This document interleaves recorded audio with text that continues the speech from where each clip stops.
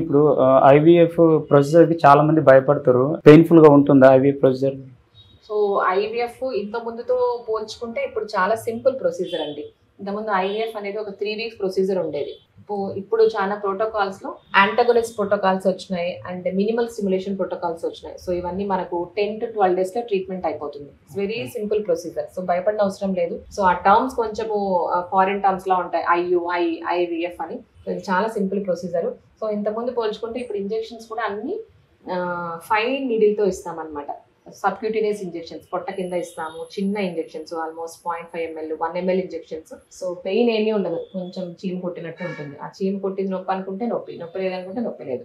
So మనము indicated కాబట్టి advice చేస్తున్నాం. సో ఊరికే ఎవరు ఐవీఎఫ్ వెళ్ళరు కాబట్టి. సో పెయిన్ ఒక ఫ్యాక్ట్ అనేది కానే కాదు. పెయిన్ అనేది అడ్డమే కానే కాదు. సో వాళ్ళు ఒకవేళ ఐవీఎఫ్ ఇండికేటెడ్ అయితే ధైర్యంగా వెళ్ళొచ్చు. సో పెయిన్ అనేది ఫ్యాక్టరే కాదు. చాలా మంది ఐవీఎఫ్ చేయించుకోవడానికి సందేహిస్తారు మ్యామ్, ఎందుకు భయ్? సో ఇప్పుడు ఏమవుతుంది, మామూలుగా పెళ్ళి అయితేనే ప్రెగ్నెన్సీ ఈజీగా వచ్చేస్తుంది చాలా మందికి. సో ఎవరికో కొంతమందికి అదొక చాలా కష్టం అయిపోతుంది.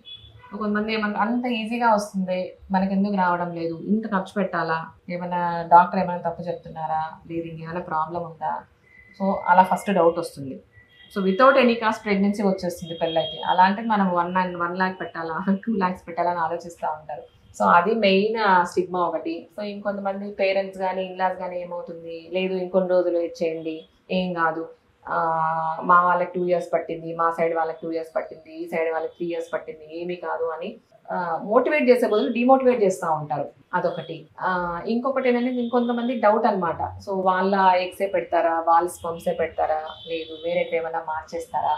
సో ఆ డౌట్లు ఏమీ అవసరం లేదండి. ఇప్పుడు చాలా స్ట్రిక్ట్ రూల్స్ ఉన్నాయి కాబట్టి. సో మిక్స్ అండ్ మ్యాచ్ అలాంటిది ఏమీ ఉండదు. ఎవరి స్పమ్స్ వాళ్ళకే వాడతాము, ఎవరి ఎగ్స్ వాళ్ళకే వాడతాము, ఎవరి ఎంబ్రియోస్ వాళ్ళకే పెడతాము. సో అలాంటి డౌట్ ఏమీ లేదు. ఒకవేళ పేషెంట్ ఐవీఎఫ్ కానీ ఐయుఐ ఇండికేటెడ్ ధైర్యంగా ట్రీట్మెంట్